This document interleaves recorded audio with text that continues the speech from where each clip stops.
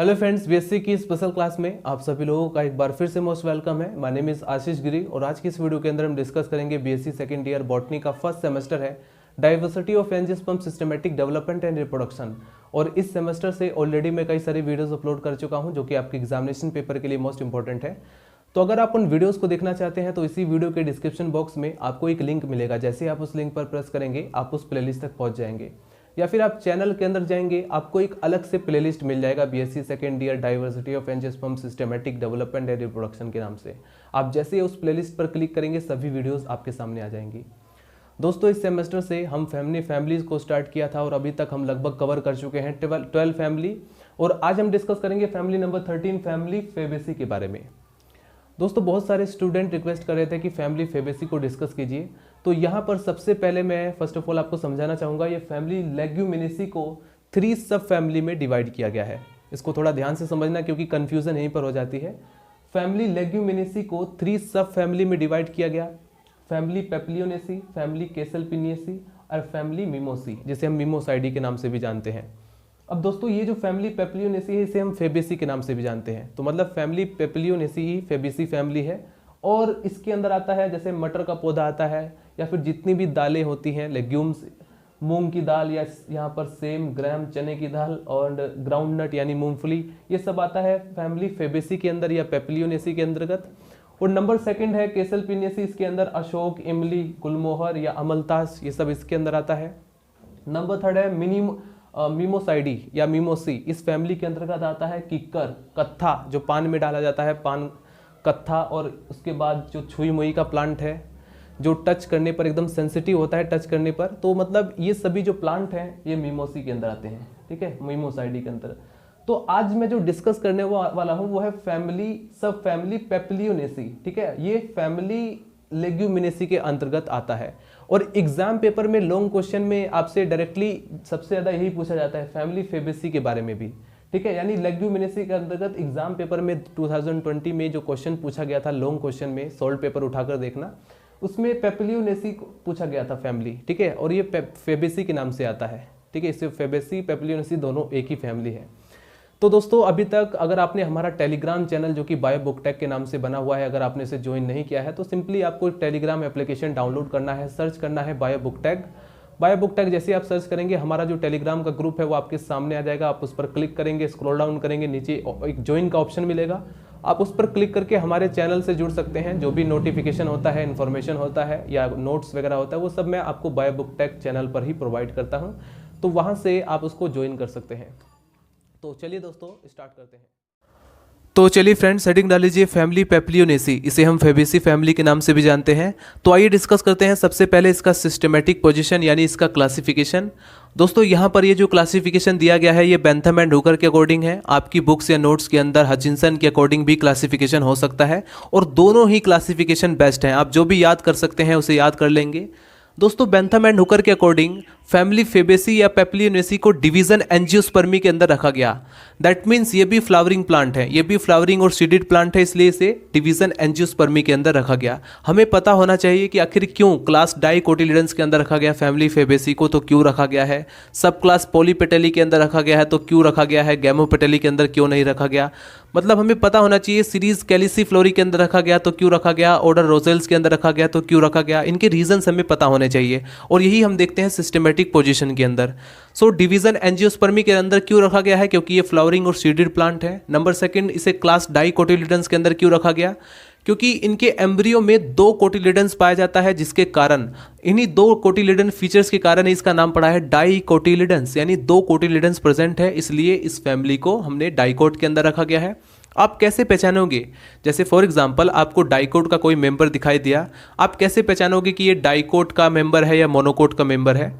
तो सिंपली आप उस प्लांट के लीफ को देखेंगे, अगर उसके लीफ में आपको पैरेलल वेनेशन दिखाई पड़ रहा है, लीफ के अंदर आप ध्यान से देखेंगे तो वेन्स दिखाई पड़ेंगी, उन वेन्स का जो अरेंजमेंट होता है उसी को कहा जाता है वेनेशन। अब ये जो वेनेशन है, अगर पैरेलल वेनेशन आपको दिखाई देगा तो वो मोनोकोट हो सकता है, वो जो मेंबर है वो मोनोकोट हो सकता है। अगर वहाँ पर आपको दिखाई दे रहा है रेटिकुलेट वेनेशन, यानी पूरे वेन्स का आपको पूरा जाल दिखाई पड़ रहा है, नेट लाइक स्ट्रक्चर दिखाई पड़ रही है, तो उस कंडीशन में आप कह सकते हैं कि ये डाइकोट का मेंबर हो सकता है। उसके बाद आप फ्लावर्स को भी देखकर आइडेंटिफाई कर सकते हैं कि हाँ ये डाइकोट का मेंबर है या मोनोकोट का मेंबर है। डाइकोट के मेंबर्स में या डाइकोट प्लांट में मेनली आपको जो फ्लावर्स दिखाई देंगे वो टेट्रा और पेंटामेरस होते हैं, जबकि मोनोकोट में आप देखेंगे तो उसमें ट्राईमेरस होते हैं। उसके बाद मैंने आपको बताया एम्ब्रियो को देखकर कि उसमें एक कोटिलिडन्स है या दो कोटिलिडन्स है, इसके बेस पर भी आप पहचान सकते हैं। सब क्लास पॉलीपेटली के अंदर रखा गया, दैट मीन्स इनमें जो फ्लावर्स हैं, फ्लावर्स में जो रंग बिरंगे पेटल्स होते हैं, अगर वो फ्री हैं, ध्यान रखना अगर वो फ्री हैं तो उसे रखेंगे हम इसे पॉलीपेटली के अंदर। सब क्लास पॉलीपेटली के अंदर रखा गया है, दैट मीन्स इनमें जो फ्लावर्स हैं उनके पेटल्स फ्री हैं। अगर फ्यूज होते तो उसे हम गैमोपेटली के अंदर रखते। उसके बाद सीरीज कैलिसिफ्लोरी के अंदर रखा गया, यानी जो सेपल्स हैं कैलिक्स के अंदर जो सेपल्स हैं वो यूनाइटेड हैं, यानी सेपल्स संयुक्त हैं, जॉइंट है, यानी आपस में जुड़े हुए हैं। और पेटल्स जो होता है वो पेरी और इपिगाइनस है। ओवरी ऑफ्टन इन्फीरियर, इसमें देखा जाता है कि अक्सर ओवरी जो होती है वो इन्फीरियर होती है। ठीक है, इतनी बात याद रहेगी। ऑर्डर रोजेल्स के अंदर रखा गया, फैमिली लेग्यूमिनेसी के अंदर, और सब फैमिली ये पेपिलियोनेसी है। ठीक है, इसे हम फेबेसी फैमिली के नाम से भी जानते हैं। आइए देखते हैं सबसे पहले अब इसका डिस्ट्रीब्यूशन। सिस्टमेटिक पोजीशन को देखने के बाद अब हम देखते हैं इसका डिस्ट्रीब्यूशन, यानी इनका वितरण। डिस्ट्रीब्यूशन में बेसिकली हम क्या देखते हैं कि इन फैमिली के अंदर कितने जेनेरा, कितने स्पीसीज हैं, यानी कितने मेंबर्स हैं, और वो किन किन रीजन में रहते हैं। टेम्परेट रीजन में रहना पसंद करते हैं, ट्रॉपिकल रीजन में रहना पसंद करते हैं, इंडिया में कितनी स्पीसीज पाई जाती है, मतलब ये सब हम इस वीडियो के अंदर देखते हैं। और इनका डिस्ट्रीब्यूशन देखते हैं कि कहाँ पर पाया जाता है। तो दोस्तों कॉस्मोपॉलिटन डिस्ट्रीब्यूशन है, यानी वर्ल्ड वाइड इन डिस्ट्रीब्यूशन को शो कर रहा है। This family is large family consisting about 375 genera, लगभग 375 जेनेरा है, which is mostly confined to temperate zone. कहाँ पर ये टेम्परेट जोन पर पाए जाते हैं? ईस्टर्न हिमालयाज एंड असम में। नियरली अबाउट 17 जेनेरा, लगभग 70 जेनेरा और 754 species are common in India. India में लगभग 70 जेनेरा और 754 यानी 754 स्पीसीज इंडिया में पाई जाती है। ये इसका डिस्ट्रीब्यूशन और रिकॉर्ड है कुछ जेनेरा और स्पीसीज के, जिसे आप याद रखेंगे। नंबर 3 आता है वेजिटेटिव कैरेक्टर्स। वेजिटेटिव कैरेक्टर्स में हम किसी भी फैमिली के 4 पॉइंट को इंक्लूड करते हैं, जिनमें सबसे पहले आता है habit, root, stem and leaves. Habit में हम बेसिकली क्या देखते हैं कि ये प्लांट किस तरह के हैबिटेट को शो करते हैं और इनका हैबिट क्या है, यानी श्रब्स हैं, ट्रीज हैं, क्लिम्बर्स हैं या हर्ब्स हैं, हम ये सब देखते हैं। तो यहाँ पर फैमिली फेबेसी या पेपिलियोनेसी के अंदर आपको जनरली दिखाई देगा कि ये इनमें हैबिट में काफ़ी वेरिएशन देखने को मिलेगा, यानी लगभग सभी तरह के हैबिट आपको दिखाई पड़ेंगे। द प्लांट में भी हर्ब्स, ये हर्ब्स भी हो सकते हैं, यानी इनके जो स्टेम है वो ग्रीन और सॉफ्ट होते हैं, यानी हर्ब्स हैं। और इसका एग्जांपल है, जैसे आप चने को देखेंगे, चना, ग्राउंड नट यानी मूंगफली, पी यानी मटर, इनके प्लांट्स को ध्यान से देखेंगे एकदम ग्रीन होते हैं, सॉफ्ट होते हैं। हालांकि चने की जो प्लांट होते हैं उसकी सब्जी भी बना सकते हैं, उसका फ्रूट आप अच्छी तरह से जानते हैं कहाँ कहाँ पर यूज़ होता है। मटर के पौधे में भी हम जानते हैं मटर जो है सब्जी बनाई जाती है, मटर पनीर फेमस चीज़ है इस चीज़ में। तो हैबिट मतलब यहाँ पर हर्ब्स को भी शो कर रहा है और अंडर श्रब्स को भी शो कर रहा है। श्रब्स यानी झाड़ी की तरह है, ठीक है। जैसे फॉर एग्जांपल स्टेम जो रहेगा लगभग वुडी रहता है, ठीक है, वुडी यानी लकड़ी के जैसा, लेकिन छोटा रहता है झाड़ी की तरह, तो वो श्रब्स कहलाते हैं। और इसका एग्जांपल है क्रोटोलेरिया एल्बा एंड इंडिगो फेरा। और ट्रीज़ का भी एग्जांपल आपको दिख जाएगा, शीशम का पेड़ आपने सुना होगा, ये ट्रीज़ का एग्जांपल है, ये भी इसी के अंदर आता है, इस फेबेसी फैमिली के अंदर। और सब में भी क्लिम्बर्स, जैसे सेम की सब्जी आपने खाई होगी, ये क्लिम्बर्स है, ठीक है, ये जो प्लांट है क्लिम्बर्स है। तो मतलब लगभग सभी तरह के हैबिट को ये शो करते हैं इस फैमिली में। रूट की बात करें, यानी इन प्लांट के मेंबर्स किस तरह के रूट को शो करते हैं, मोस्टली जो मेंबर्स होते हैं। तो टैप रूट सिस्टम, यानी एक प्राइमरी रूट जाती है, उससे एक लेटरल ब्रांचेस निकलती हैं, यानी मोटी सी एक प्राइमरी ब्रांच जाएगी और उससे लेटरल ब्रांचेस, और टैप रूट एकदम सीधा रहता है। उसके बाद ब्रांचिंग भी दिखाई देगी। और बियरिंग नोड्यूल्स, दोस्तों इनके रूट में नोड्यूल्स रहते हैं और उन नोड्यूल्स में containing nitrogen fixing bacteria, nitrogen को फिक्स करने वाले बैक्टीरिया रहते हैं। क्योंकि क्या होता है, जो प्लांट होते हैं वो डायरेक्ट इन्वायरमेंट से नाइट्रोजन को नहीं ले पाते, उसके लिए ये काम करते हैं नाइट्रोजन फिक्सिंग बैक्टीरिया, ठीक है। तो इसलिए इनके जो नोड्यूल्स होता है जो कि प्रेजेंट रहता है रूट में, वहाँ पर नाइट्रोजन फिक्सिंग बैक्टीरिया रहते हैं जो नाइट्रोजन का फिक्सेशन करते हैं। और लेग्यूमिनेसी में यही हम देखने को मिलता है। स्टेम, रूट के बाद आता है नंबर 3 स्टेम, यानी स्टेम इनका किस तरह का होता है, तो हर्बेसियस होता है, सॉफ्ट और ग्रीन, वुडी भी होता है क्योंकि हमने देखा पेड़ भी है यानी शीशम भी है तो वुडी स्टेम भी होता है, ऊपर की तरफ उठा हुआ इरेक्ट होता है, ट्विनर होता है, ब्रांच्ड भी होता है यानी ब्रांचिंग भी दिखाई देगी, एंगुलर होता है, सिलिंड्रिकल होता है और सॉलिड होता है मजबूत, और फिस्ट्यूलर होता है यानी अंदर से खोखला भी होता है। तो मतलब ये हमने स्टेम के कैरेक्टर को देखा। लास्ट बचता है लीव्स, यानी पत्तियां कैसी होती हैं, तो सिंपल होती हैं और कॉमनली कंपाउंड होती हैं, ट्राइफोलिएट, कंपाउंड में भी आपको ट्राइफोलिएट दिखाई देगा। ये मॉडिफाइड होती हैं और अल्टरनेट होती है यानी एक के बाद एक, एक के बाद एक के बाद एक, और स्टिप्यूलेट यानी स्टिप्यूल प्रेजेंट रहता है। अगर एक्स स्टिप्यूलेट होता तो यानी स्टिप्यूल एब्सेंट रहता है। इन पाइजम एंड वेसिया इसमें आप देखने को मिलेगा कि जो लिफलेट होती है वो मॉडिफाइड हो जाती है टेंड्रिल्स में, ठीक है। तो ये हमने क्या देखा अभी तक, systematic position, distribution and vegetative characters of family Fabaceae. अब हम देखेंगे इनके फ्लोरल कैरेक्टर्स के बारे में, अभी आप इसको फटाफट नोट कीजिए। तो चलिए फ्रेंड्स हेडिंग डाल लीजिए फ्लोरल कैरेक्टर। अब हम डिस्कस करेंगे फैमिली पेपलियोनेसी या फैमिली फेबेसी के फ्लोरल कैरेक्टर के बारे में। और फ्लोरल कैरेक्टर के अंदर हम किसी भी फैमिली के अंदर बेसिकली क्या डिस्कस करते हैं, सबसे पहले हम देखते हैं इन्फ्लोरेसेंस के बारे में, फिर फ्लावर्स के बारे में, फिर calyx, Corolla, androecium and gynoecium. दोस्तों इसको हम सीक्वेंस वाइज स्टडी करते हैं। सबसे पहले हम देखते हैं इन्फ्लोरेसेंस, जिसमें हमें क्या देखने को मिलता है कि प्लांट के अंदर फ्लावर्स का अरेंजमेंट किस तरह का है, उसी को कहा जाता है इन्फ्लोरेसेंस। यानी बहुत सारे हम फ्लावर्स के क्लस्टर को यानी झुंड को हम स्टडी कर रहे हैं। फिर उसके बाद एक सिंगल फ्लावर की प्रॉपर्टीज को देखते हैं, उसकी सिमेट्री के बेस पर, उसकी सेक्सुअलिटी के बेस पर कि वो बाइसेक्सुअल है या यूनिसेक्सुअल है, और उसके फ्लोरल के पार्ट्स के बेस पर हम देखते हैं कि वो कंप्लीट है या नहीं है, ब्रेक्ट प्रेजेंट है या नहीं है, मतलब इस एक सिंगल फ्लावर की प्रॉपर्टीज को हम देखते हैं। फिर उसके बाद ये जो आप देख रहे हैं calyx, Corolla, androecium and gynoecium, ये चारों फ्लावर्स की वॉल होती है, एक सिंगल फ्लावर्स की वॉल्स, यानी ये फ्लावर्स के ही पार्ट्स होते हैं। जैसे फॉर एग्जांपल ये जो आप देख रहे हैं एंड्रोशियम एंड गाइनोशियम, ये इसेंशियल वॉल्स होते हैं, यानी वो वॉल्स जो रिप्रोडक्शन के लिए आवश्यक हैं। सपोज अगर एंड्रोशियम नहीं है तो रिप्रोडक्शन नहीं होगा, गाइनोशियम नहीं है तो भी रिप्रोडक्शन नहीं होगा, यानी ये दोनों रिप्रोडक्शन के लिए आवश्यक हैं, तो इसे कैटेगराइज किया है इसेंशियल वॉल्स के अंदर। अब ये कैलिक्स एंड कोरोला है, ये रिप्रोडक्शन के लिए आवश्यक नहीं होते, हालांकि जैसे पेटल्स होते हैं वो अट्रैक्ट करते हैं इंसेक्ट पॉलिनेशन के लिए, लेकिन ये इतने रिप्रोडक्शन के लिए आवश्यक नहीं होते, इसलिए इसे रखा गया है एसेसरी वॉल्स के अंदर, ठीक है। तो इन चारों वॉल्स ये क्या है, एक फ्लावर के ही वॉल्स होते हैं, चक्र होते हैं, ठीक है।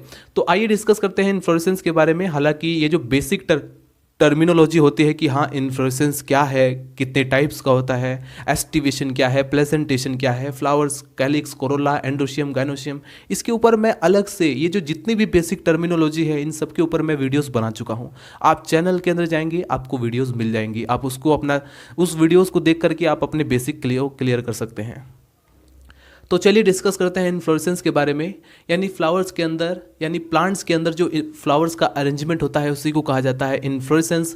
और यूजुअली फेबेसी के अंदर रेसिमोस टाइप का इन्फ्लोरेसेंस पाया जाता है। दैट मीन्स इनमें जो ग्रोथ होती है प्लांट की वो कंटिन्यूली होती रहती है, यानी किसी फ्लावर्स की वजह से ग्रोथ टर्मिनेट नहीं होती। जबकि साइमोस टाइप के इन्फ्लोरेसेंस में क्या होता है कि एक बीच में एक फ्लावर्स आ जाता है जो कि इनकी ग्रोथ को टर्मिनेट कर देता है। तो दोस्तों मे बी एक्सिलरी भी हो सकता है, पैनिकल भी, और कोरिम्बस रेसिम्स टाइप का जो इसमें इन्फ्लोरेसेंस पाया जाता है। अब हम देखते हैं फ्लावर्स के बारे में। फ्लावर्स को अगर सिमेट्री के बेस पर देखें, यानी किसी भी फ्लावर को आप बीच में रख के उसको एक प्लेन से कट करने की कोशिश करें, अगर उसकी रेडियल सिमेट्री को शो कर रहा है, यानी कि किसी भी प्लेन से आप कट करेंगे वो दो भागों में कट हो जाएगा, तो उसको कहा जाता है एक्टिनोमॉर्फिक। लेकिन सिर्फ एक ही ऐसा प्लेन होता है जहां से आप फ्लावर को दो भागों में डिवाइड कर सकते हैं, तो वो कहलाता है जाइगोमॉर्फिक, ठीक है। तो मोस्टली जो फ्लावर्स होते हैं फेबेसी के अंदर वो जाइगोमॉर्फिक होते हैं, बाइसेक्सुअल होते हैं। दैट मीन्स एंड्रोशियम और गाइनोशियम एक ही फ्लावर पर प्रेजेंट है, और चारों वॉल्स प्रेजेंट है तो कहेंगे फ्लावर कंप्लीट होता है, और ब्रेक्ट प्रेजेंट है तो कहेंगे ब्रेक्टिएट फ्लावर होता है। हाइपोगाइनस है यानी ओवरी सुपीरियर है। ओवरी सुपीरियर होने का क्या मतलब है, जैसे मैंने यहाँ पर कह दिया कि हाँ फ्लावर्स हाइपोगाइनस है, दैट मीन्स ओवरी सुपीरियर है, यानी ओवरी के नीचे से जितने भी अदर पार्ट्स होते हैं, पेटल, सेपल्स, ये सब निकलते हैं, एंड्रोशियम, ये सब ओवरी ऊपर रहेगी, सुपीरियर रहती है, ठीक है। और पेरीगाइनस कंडीशन भी हमें देखने को मिलता है। कैलिक्स। फ्लावर्स के बाद हम क्या करेंगे, एक फ्लावर्स के पार्ट्स को, एक पार्ट्स को यानी चारों वॉल्स को स्टडी करेंगे। सबसे पहली वॉल्स होती है कैलिक्स। कैलिक्स के अंदर हम देखते हैं कि जो सेपल्स होते हैं, सेपल्स की संख्या 5 होती है और ये सेपल्स आपस में फ्यूज है। सेपल्स फ्यूज है यानी हम यहाँ पर टर्म यूज करते हैं गैमोसेपलस। अगर सेपल्स फ्री होते तो हम बोलते पॉलीसेपलस, बट यहाँ पर सेपल्स फ्यूज है फेबेसी के अंदर तो हम कहेंगे गैमोसेपलस कंडीशन। और ये वेलवेट एस्टिवेशन शो करते हैं। ये जो सेपल्स होते हैं ये वेलवेट एस्टिवेशन में अरेंज रहते हैं। उसके बाद आता है कोरोला। कोरोला की अगर हम बात करें, जैसे हमने कैलिक्स को डिस्कस किया, अब हम सेकंड वॉल्स को डिस्कस करें कोरोला। तो इसमें जो पेटल्स की संख्या होती है, जो रंग बिरंगे पेटल्स होते हैं उनकी संख्या 5 होती है और ये पेटल्स फ्री हैं। ध्यान रखना, सेपल्स फ्यूज है लेकिन पेटल्स फ्री हैं, तो हमने क्या कहेंगे यहाँ पर टर्म यूज करेंगे पॉलीपेटलस। देयर आर लार्ज अपर एडेक्सियल्स और पोस्टीरियर पेटल्स लार्जेस्ट होते हैं जिसे कहा जाता है वैक्सीलम। ठीक है, और एस्टिवेशन इसमें इम्ब्रिकेट टाइप का होता है। Petals are beautifully coloured. Petals अलग अलग कलर के, रंग बिरंगे कलर्स के होते हैं और ब्यूटीफुल दिखाई देते हैं। तो दोस्तों यहाँ पर हमने देखा कि ध्यान रखना, कैलिक्स के अंदर वेलवेट एस्टिवेशन और कोरोला के अंदर यहाँ पर आप देखेंगे इम्ब्रिकेट एस्टिवेशन देखने को मिलेगा। एंड्रोशियम। अब हम आ जाते हैं इसेंशियल यूनिट यानी जो रिप्रोडक्शन के लिए आवश्यक है, उसमें आता है एंड्रोशियम। स्टेमेंस की संख्या 10 है और रेयरली 9, बहुत ही कम ऐसे चांस होते हैं जिसमें स्टेमेंस की संख्या 9 होती है। और इसमें जो फिलामेंट होते हैं फ्यूज रहते हैं, वो डाइडल्फस और मोनोडल्फस कंडीशन देखने को मिलेगी। And posterior stamens are free. Posterior stamens free होते हैं और फिलामेंट ऑफ 9 आर फ्यूज्ड और to form a sheath around the ovary. Ovary के जो ओवरी के अराउंड जो है एक सिथ का फॉर्मेशन करते हैं, आपस में फ्यूज होकर के ये सभी फिलामेंट। एंड्रोशियम के बाद आता है गायनोशियम। गायनोशियम इसमें मोनोकार्पेलरी होता है, ओवरी इसमें सुपीरियर है, ये हम ऑलरेडी डिस्कस कर चुके हैं। और इसमें एक सिंगल लोक्यूल प्रेजेंट रहता है, तो हम बोलेंगे यूनिलोक्यूलर।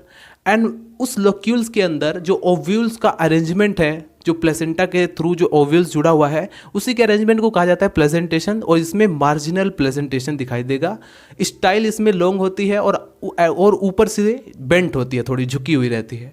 ठीक है, बेंट एट द बेस पर ये झुकी रहेगी। And stigma flattened and hairy. इनमें जो स्टिग्मा होता है ऊपर की तरफ वो फ्लैटेंड होता है और थोड़ा सा हेयर्स भी इसमें दिखाई देंगे, हेयरी होता है। तो ये है गायनोशियम। उसके बाद आता है शीड्स। शीड इसमें नॉन एंडोस्पर्मिक होता है, पॉलिनेशन इसमें इंसेक्ट के थ्रू होता है। और फ्लोरल फार्मूला की बात करें, देखिए दोस्तों, फ्लोरल फार्मूला जो होता है ये सभी इन्हीं का रिजल्ट होता है, यानी कि फ्लोरल फार्मूला के बेस पर आप फ्लावर्स की सभी कैरेक्टर्स को बता सकते हैं। जैसे फॉर एग्जांपल यहाँ पर दिया गया है जाइगोमॉर्फिक। हमने देखा फ्लावर जो होता है वो जाइगोमॉर्फिक होता है, बाइसेक्सुअल होता है, इसलिए ये साइन यूज करेंगे। कैलिक्स हमने देखा, कैलिक्स में सेपल्स की संख्या 5 है और सेपल्स फ्यूज है, तो इसे ब्रैकेट में लिखेंगे। कोरोला की संख्या 5 है तो देखेंगे 1 + 2 1 + 2, जिसमें से 2 आपस में फ्यूज रहते हैं कोरोला के अंदर, तो हम यहाँ पर, वैसे तो पॉलीपेटलस कंडीशन होती है लेकिन 2 इसमें फ्यूज रहते हैं। और एंड्रोशियम की बात की जाए तो 9 + 1 यानी 9 भी होते हैं और 10 भी संख्या होती है। और यहाँ पर आप देखेंगे जो गायनोशियम है उसमें सिंगल, मैंने कहा यहाँ पर मोनोकार्पेलरी यानी एक सिंगल कार्पेल प्रेजेंट रहता है। ओवरी सुपीरियर है तो इसमें साइन यहाँ पर नीचे की तरफ लगाएंगे, अगर इन्फीरियर होता तो ऊपर की तरफ लगाते। और ये जो आप देख रहे हैं डायग्राम, ये पाइजम सेटिवम का डायग्राम है, इसे मैं टेलीग्राम पर भी सेंड कर दूंगा ताकि आप इसका डायग्राम एग्जाम पेपर में अगर आप चाहें तो बना सकते हैं। तो ये है floral character of family Fabaceae. ठीक है, इसको आप फटाफट नोट कीजिए। दोस्तों, फैमिली फेबेसी के इकोनॉमिक इंपॉर्टेंस के अंदर आप ये 5 साइंटिफिक नेम याद करेंगे। नंबर फर्स्ट है एरेकिस हाइपोजिया। कई बार शॉर्ट क्वेश्चन में भी पूछा जाता है, तो आप 4 नेम एटलीस्ट आपको साइंटिफिक नेम लिखना होता है अगर 2 नंबर में अलग से आपसे पूछा जाए फैमिली फेबेसी का economic importance. Number first एरेकिस hypogaea, जो कि मूंगफली का यानी ग्राउंडनट का साइंटिफिक नेम है। इसके शीड को आप फूड के रूप में, ड्राई फूड के रूप में आप इसे खाते हैं। नंबर सेकंड है पाइजम सेटिवम। पाइजम सेटिवम यानी मटर के जो दाने होते हैं, अगर वो ग्रीन है तो वेजिटेबल्स के फॉर्म में, अगर वो ड्राई है तो उसे दाल यानी पल्स के फॉर्म में आप खाते हैं। नंबर थर्ड आता है फिस्यूलस मूंगो। मूंग की दाल आपने खाई है तो ये भी दाल बनाने में यूज़ होता है। नंबर थर्ड है लेंस एस्क्यूलेंटा। ये मसूर की दाल होती है, जो मसरी की दाल जिसे बोला जाता है कॉमनली, तो ये भी दाल बनाने, यानी जितनी भी दालें मैंने आपको कहा था वो सब की सब फैमिली फेबेसी के अंदर लगभग आती हैं। नंबर 5 है यहाँ पर डोलिकोस लेबलब। ये सेम का साइंटिफिक नेम है। दोस्तों, सेम यानी वेजिटेबल्स के रूप में, इसके जो सेम की सब्जी आपने खाई होगी वे वेजिटेबल्स के फॉर्म में। तो ये 5 साइंटिफिक नेम आप याद कर सकते हैं। मिलते हैं दोस्तों नेक्स्ट वीडियो में। अगर वीडियो पसंद आए तो लाइक करें, चैनल को सब्सक्राइब कर दें। अगर आपको इसी तरह की और भी वीडियोस चाहिए तो मिलते हैं नेक्स्ट वीडियो में। Bye bye, Tata.